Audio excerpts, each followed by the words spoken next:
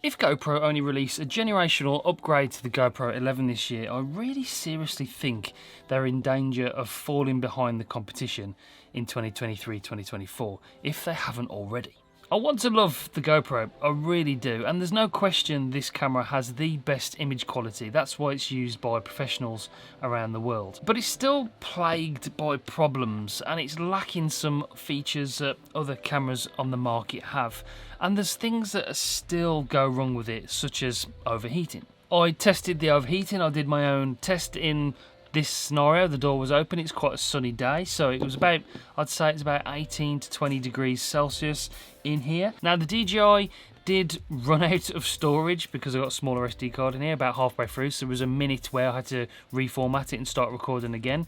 But this went for 119 minutes in total, and then it did overheat actually when it was recording in 4K. I recorded in 4K to make it fair.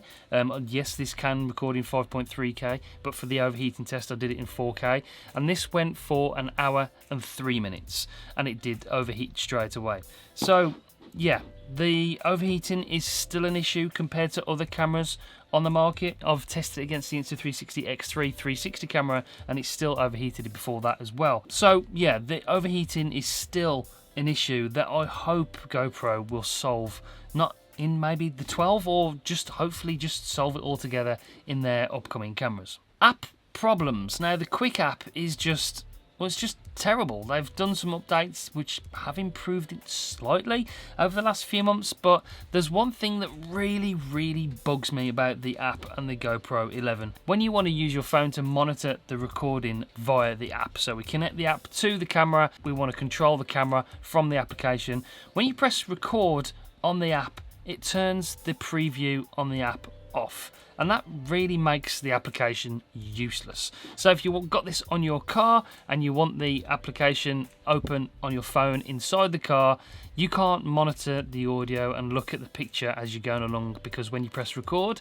the preview goes off. For me, it's totally backwards. For instance, with something like the Insta360 X3, when you start recording on the application, we've connected it to the camera, we start recording on the app, the preview on the camera goes off, and that makes more sense to me, because not only does it save battery life, if this is on the top of the car, you don't need the screen on the camera, and then the preview stays open on your phone. That's how it should work. And what's really frustrating about that is just a simple software update, but it's been like that since I can remember, and it's still like that on the brand new GoPro 11. The other thing that really knocks you if you use these cameras every day, like a lot of you out there do, is the quick capture. Now, both of these cameras, the DJI Action 3 and the GoPro 11, have quick capture, so you can set it in the menu, and then when the camera's off, we can press the record button and it turns on, starts recording.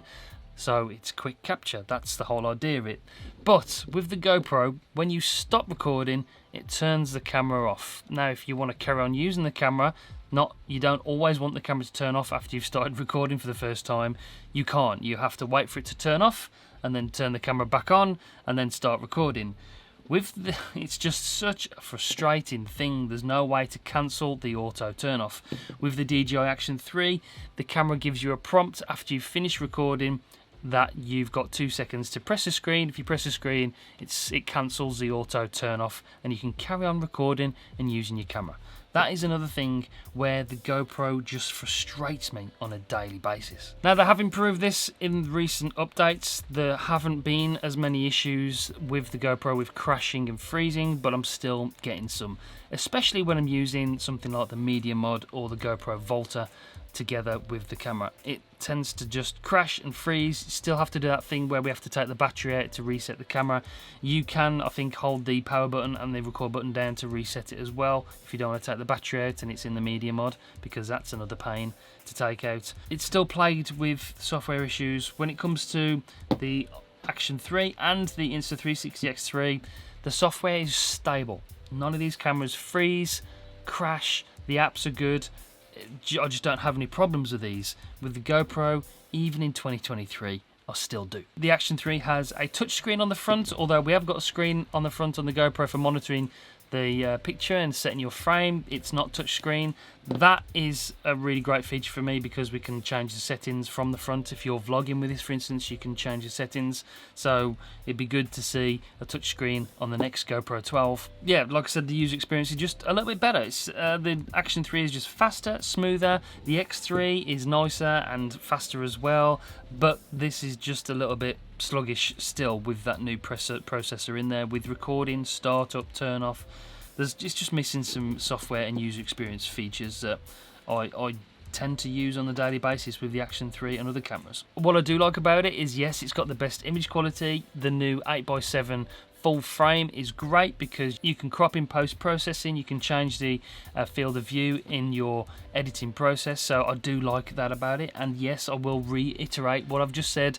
The image quality is the best on the GoPro. I know, there's no need to drop a comment down below saying it's got superior.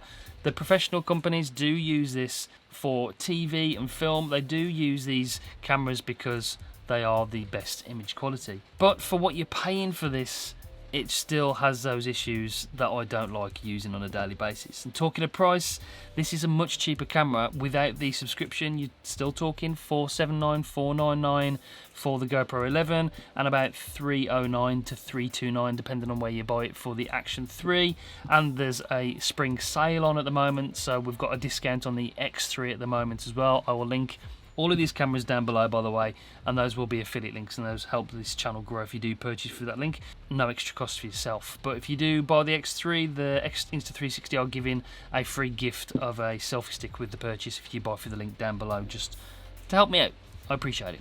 Okay, another hit on the GoPro 11, but it's a genuine concern because, as I said at the top of this video, I want to like this camera. It does have the best image quality. If they could sort out all the issues, this would be the camera to beat still. But price-wise and feature-wise, user experience is really important to me as well because I use these cameras on a daily basis.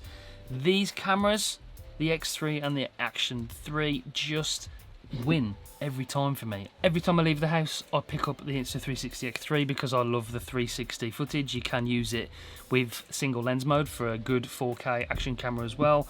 The Action 3 is the camera I'd pick over the GoPro because of the user experience. So yeah, I just hope this year we see something different. Putting all the issues with the GoPro aside, GoPro as a company I worry for as well because these two companies are innovating with other products. We've had the Insta360 Flow gimbal come out recently, which is phenomenal. We've already got the OM6 gimbal from DJI. We've got the drones from DJI, so they've got that part of the business where they really excel. We've got the amazing web camera, the Link from Insta360, which is by far the best webcam you can buy on the market. All Insta360's other cameras, the 1-inch, the professional stuff, they are innovating every single day. These two companies are pulling away when it comes to innovating new products and really stretching the possibilities as far as personal recording devices are concerned. GoPro pretty much have just got this camera and they're really lacking behind with this camera and the other devices they just don't make at the moment as well. So I really do worry for GoPro. I want them to succeed. I'm hoping they do, but I really do worry for them in 2023 and 2024. Let's see what they do. Hopefully they pull something out of the bag this year. That's it for this video. Let me know your thoughts, your comments, everything you think about what's going on in the action camera market and the personal filming market. Let me know in the comments down below. I'll be really interested to hear about your thoughts as well. Okay, until next time, I'll see you on the next one. Bye, guys.